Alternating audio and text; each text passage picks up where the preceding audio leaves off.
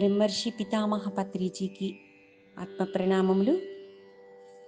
శ్రీ లలితా సహస్రనామ రహస్య అద్వైతామృతం.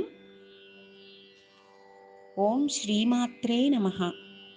కనకాంగద కేయూర కమనీయ భుజాన్విత రత్నగ్రేవై చింతాకలోల ముక్తా ఫలాన్విత. అమ్మా, నీవు స్వర్ణ భుజకీర్తులను ధరించి నవరత్నములు ముత్యములతో చేయబడిన కంఠాభరణము అలంకరించిన దివ్య రూపంతో సాధకుడికి లౌకిక దృష్టి వీడి పారమార్థిక దృష్టితో ముక్తికై ధ్యానించుటకు స్ఫురిస్తున్నావు తల్లి. అద్వైతార్థం తెలుసుకుందాం. కనకాంగన కేయూర కమనీయ భుజాన్విత. యోగ సాధన చేసేవారు వజ్ర సమానమైన శరీర దారుఢ్యాన్ని రత్న చింతాకములనే మెరుపురాళ్లను పొదిగినట్లుగా శరీర అంగములతో కూడిన చక్కటి సౌష్ఠవాన్ని, బంగారు వన్నెను మరియు స్థిర చిత్వాన్ని కలిగి ఉంటారు. మరి ఇటువంటి పటిష్టమైన శరీరాన్ని, మానసిక స్థితిని మాత్రమే సాధకుడు మోక్ష ఫలాన్ని ఇస్తుంది. ధ్యాన సాధన ద్వారా జ్ఞానము, ముక్తి కూడా కలుగుతుంది. యోగ సాధన చేస్తే చక్కటి ఆరోగ్యం, చక్కటి శరీర సౌష్ఠవం, అలాగే మనసు బ్యాలెన్స్గా ఉంటుంది. కానీ ధ్యాన సాధన చేస్తే జ్ఞానము, ముక్తి కూడా కలుగుతాయి. వాటితో పాటు ఇవి కూడా కలుగుతాయి. ఆత్మ సాక్షాత్కారం కలిగిన తరువాత సకల శక్తులు సమకూరుతాయి. ఆత్మ సాక్షాత్కారం అంటే నేను ఆత్మను, నేను ఆ దివి నుంచి భూమికి దిగి వచ్చిన ఆత్మస్వరూపాన్ని, అలాగే అందరూ కూడా దివి నుంచి భూమికి దిగి వచ్చిన దేవతాదేవుళ్ళు అని తెలుసుకొని సాధన చేయటమే మొట్టమొదటి స్టెప్ ఆత్మ సాక్షాత్కారములో. దాని యొక్క అర్థం ఇదే ఫ్రెండ్స్. కానీ శరీరం సామాన్యంగానే ఉంటుంది. హఠయోగ సాధన చేసేవారు ఎన్నో కఠినమైన నియమ నిబంధనలను ఆచరిస్తూ చేసే సాధన వల్ల సత్ఫలితం తప్పక కలుగుతాయని మహాత్ములు, పతంజలి మహర్షి, యోగులు ఎంతోమంది మనకు తెలియచేసి ఉన్నారు కదా. ఉదాహరణకు ధ్యాన సాధన చేసి సిద్ధి పొందిన శ్రీ రమణ మహర్షి వారి శరీరతత్వం సామాన్యంగానే ఉన్నది కదా. కానీ శ్రీ రమణ భగవాన్ మహిమాన్వితులు అన్నది అందరికీ తెలిసిన గొప్ప సత్యం. అనేక హఠయోగ తాంత్రిక సాధనలు చేసిన శ్రీ రామకృష్ణ పరమహంస ఇలా చెప్పారు: నా శరీరం ఇదివరకే వజ్రతుల్యం అయ్యింది. దాదాపు 6 సంవత్సరాల పాటు కనురెప్పలు పడక నాకు అనిమిషత్వం సిద్ధించింది. అలాంటి నేను ఒకసారి పద్మాసనం వేసుకుని ధ్యాన సాధనకు కూర్చున్నప్పుడు అమ్మవారి కృపతో నా శరీరం అంతా కూడా బంగారు కాంతులతో మెరిసిపోయింది. అబ్బా, అద్భుతం కదా. అప్పుడు నేను ఈ బంగారు ఛాయ, వజ్ర శరీరం, ఈ అనిమిషత్వం నాకు వద్దు. నేను దివ్య జ్ఞాన ప్రచార నిమిత్తం జనసామాన్యంలోకి వెళ్ళవలసిన వాడిని తల్లి. కనుక నాకు నా మునుపటి సామాన్య శరీరం చాలు అని జగన్మాతను ప్రార్థించారు. తమ జీవిత చరిత్రలో వారు తెలియచేశారు. మరి ఇటువంటి అద్భుత శరీరధారులైన అనేక మంది యోగులు హిమాలయాలలో, మరి ప్రపంచంలో ఇతర గుప్త ప్రదేశాలలో ఇప్పటికీ అమరంగా జీవిస్తూనే ఉన్నారు. అమరత్వం అంటే చావులేని జీవితాన్ని జీవిస్తూనే ఉన్నారు అంటే ఆత్మస్వరూపంగా. అలాగే శరీరంలో అనేక వేల సంవత్సరాలు జీవించే ఉన్నారు. దానిని అమరత్వం అంటారు. మహావతార్ బాబాజీ గారు అలాంటి మహాయోగులు, సద్గురువులు అన్నమాట. రత్నగ్రేవేయ చింతాకలోల ముక్తా ఫలాన్విత. జనన మరణ చక్రం నుంచి విముక్తి పొంది అనంతరం మరియు శాశ్వతమైన పరమపదాన్ని పొందాలంటే సాధకులు ధ్యాన సాధన ద్వారా కుండలిని జాగృతిని పొంది ఆది పరాశక్తి తత్వాన్ని పరిపూర్ణంగా అవగాహన చేసుకోవాలి. అలా అవగాహన పొందిన ఆదిపరాశక్తి తత్వానికి అనుగుణంగా తమ తత్వాన్ని మార్చుకుంటూ తమలోని మానవత్వాన్ని దైవీతత్వంగా ఉన్నతీకరించుకోవాలి అని ఈ శ్లోకంలోని అర్థాన్ని అద్భుతంగా తెలియచేశారు. శ్రీ హయగ్రీవుల వారు అలాగే అగస్త్యుల వారు గొప్ప ఋషులు, తత్వవేత్తలు, గొప్ప యోగ సాధన చేసిన వారు కాబట్టి వీరి యొక్క సంవాదాన్ని మనం వినగలుగుతున్నాం. కామేశ్వర ప్రేమరత్నామణి ప్రతిపణస్తని నాభ్యాలవాల రోమాళీ లతా ఫలకుచద్వయీ. అమ్మా, అమూల్యమైన నీ స్తనద్వయం కామేశ్వరి ప్రేమకు ప్రతిఫలం. నీ నాభి నుండి పయనిస్తున్న రోమము వలె ఉన్న లతకు విరబూసిన 2 ఫలములు వలె నీ స్తనములు తలపిస్తున్నవి తల్లి. ఇక్కడ కామేశ్వర ప్రేమ అంటే ఏమిటో తెలుసుకుందామా ఫ్రెండ్స్? సకల చరాచర సృష్టిలో కూడిన ఈ విశ్వం తన చుట్టూ ఆవరించుకుని ఉన్న అనంత శుద్ధ దివ్య హోమం నుంచి ఉద్భవించి స్వీయ ఒత్తిడితో అనేకానేక ఖండితాలు అయ్యింది. ఈ విశ్వం తన చుట్టూ ఉన్న దివ్య హోమంతో అనేకానేక ముక్కలుగా అయింది. ఆ ముక్కలన్నీ అత్యంత సూక్ష్మాలైన వ్యోమపు తునకలు, ఆకాశం యొక్క తునకలు. ఇవి అత్యంత వేగంతో చలనశక్తిని కలిగి ప్రదక్షిణలు చేస్తున్నాయి. చలనశక్తి అంటే కదిలే శక్తి. ఆ శక్తియే ఆదిపరాశక్తి. ఇలా విశ్వంలోని చలనాలు మరియు ఆ చలనాల వల్ల ఏర్పడుతున్న చర్యలు, ప్రతిచర్యలు, కర్మలు మరియు కర్మ ఫలితాలు అన్నిటికీ ఆదిపరాశక్తే కారణం. ఈ శక్తి సకల బ్రహ్మాండమంతా ఆవరించి ఉంటూ ఆది మధ్యాంతరహితంగా అనంత శుద్ధ నిర్గుణ బ్రహ్మగా విరాజిల్లుతోంది. నిర్గుణము అంటే శివుడు అని చెప్తున్నారు. శివతత్వం లేనిదే సృష్టి లేదు కదా. కనుక ఈ శివతత్వాన్ని హయగ్రీవుల వారు శివకామ్యం అని వర్ణించారు. అత్యంత పరిపూర్ణమైన విశ్వప్రేమతో ఈ సకల చరాచర జగత్తును శివకామ్యరూపుడైన కామేశ్వరుడే సృష్టిస్తున్నాడు. మరి ఆదిపరాశక్తి అయిన జగన్మాత కూడా కామేశ్వరుడి ప్రేమ కోసం సగుణశక్తిగా మారి ఈ విశ్వాన్ని వీక్షిస్తూ ఆస్వాదిస్తోంది.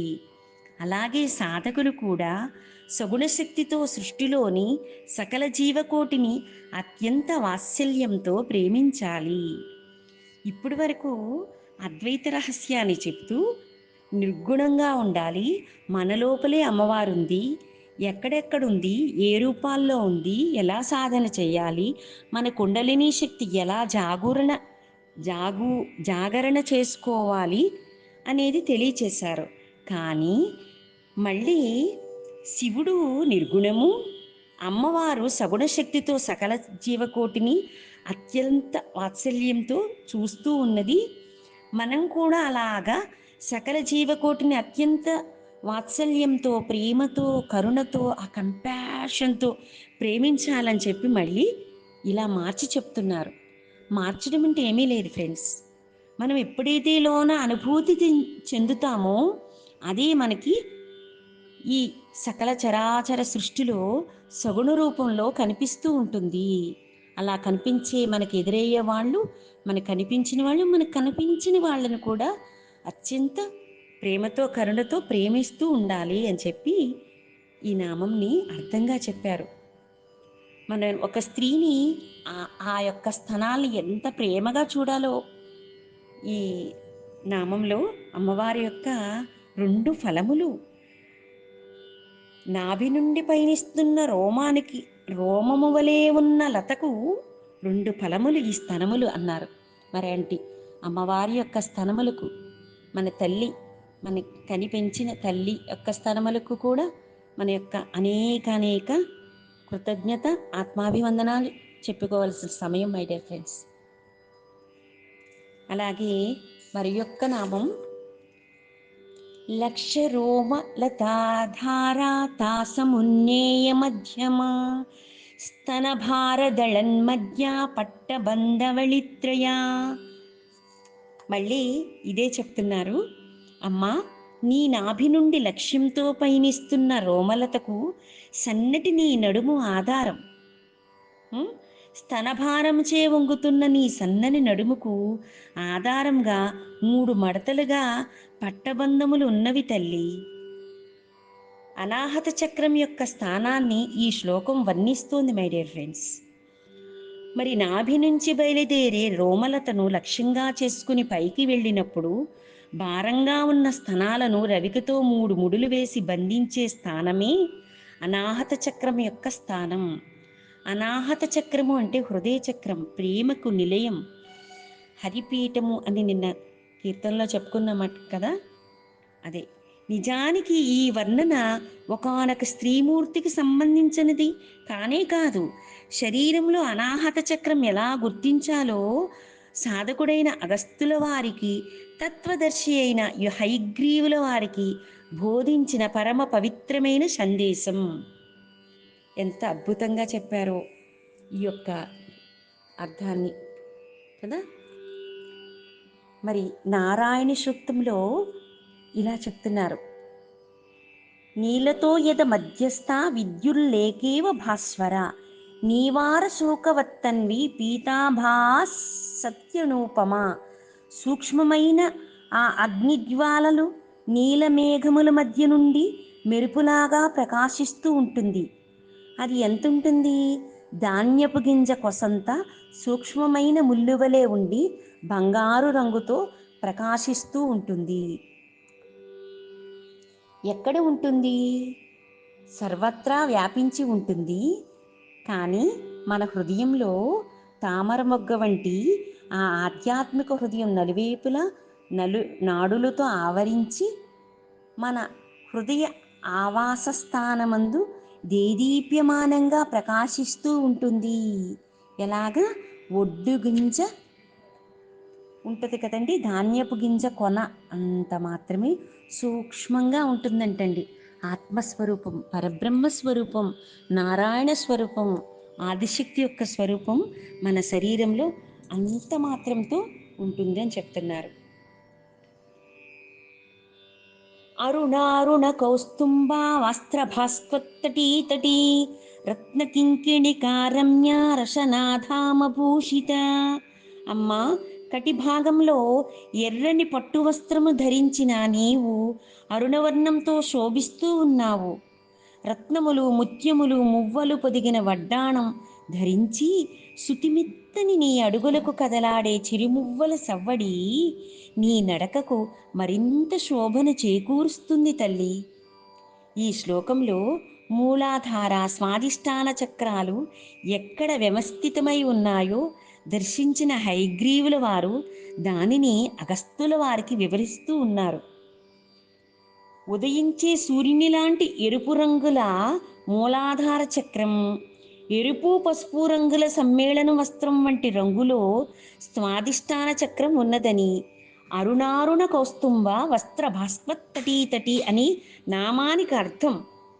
రత్న కింకిణికారమ్య రసనాదామ భూషిత. మూలాధార చక్రం గుదస్థానంలోని దానికి 2 అంగుళాల పైన జననేంద్రియాల వెనక భాగంలో స్వాధిష్టాన చక్రం ఉంటుంది. స్వాధిష్టాన చక్రంలో శుక్రధాతువు నిలువ ఉండి అందులోనే మరి మన యొక్క జన్మాంతర కర్మబంధాలు, వాటిని క్రోమోజోమ్స్ మరియు జీన్ కోడ్స్ అని కూడా పిలుస్తారు. అలా రత్నకింకిణిగా అంటే రత్నమణులలా ఇమిడి ఉంటుంది. అయ్య బాబోయ్, మన శరీరంలో ఎంత ఉంది మై డియర్ ఫ్రెండ్స్. ఎంత కంప్యూటర్లో ఎలా అయితే ఫీడ్ చేసి ఉంటాయో మన శరీరంలో క్రోమోజోమ్స్, మన జీన్ కోడ్స్ కూడా ఉంటాయంటండి. స్వాధిష్టాన చక్రం జలతత్వంతో కూడుకుని రమ్య రసనాధామ భూషిత మానవుల యొక్క కర్మబంధాలను రత్నాలుగా ధరించి ఉంది. కర్మబంధాలు అని ఎందుకు వర్ణించారంటే వాటిని తొలగించటం, మరి నశింపచేయటం ఏ దేవత యొక్క వశంలో కూడా లేవు మై డియర్ ఫ్రెండ్స్. మానవుడు తనంతట తాను వాటిని స్వయంగా అనుభవించాలి, లేదా చక్కటి యోగ ధ్యాన సాధన ద్వారా ఆలోచనారహిత స్థితికి వెళ్ళి జ్ఞానమనే పరిపక్వతను పొంది ఆ అవగాహనతో తనకు తానుగా తన కర్మలను నశింపచేసుకుని వాటి నుంచి ముక్తిని పొందాలి. ఉద్ధరేదాత్మనాత్మానం ఆత్మానమవసాధయేత్ అన్న శ్రీకృష్ణుడు భగవద్గీతలో చెప్పారు కదా, మన ఆత్మను మనమే ఉద్ధరించుకోవాలి, లేదంటే మన ఆత్మని మనమే నాశనం చేసుకున్న వాళ్ళమవుతాము. ఏ రెండూ కూడా మన చేతుల్లోనే ఉంది.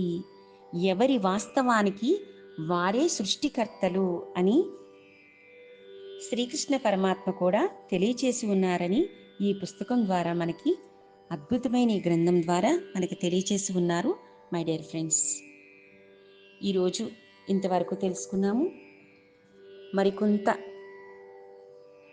అర్థాన్ని రేపటి భాగంలో అమ్మవారి చేత నాచే చెప్పించబడుతున్న ఈ అద్వైతార్థాన్ని తెలుసుకుందాం my dear friends. Thank you so much. ఓం శ్రీమాత్రే నమః.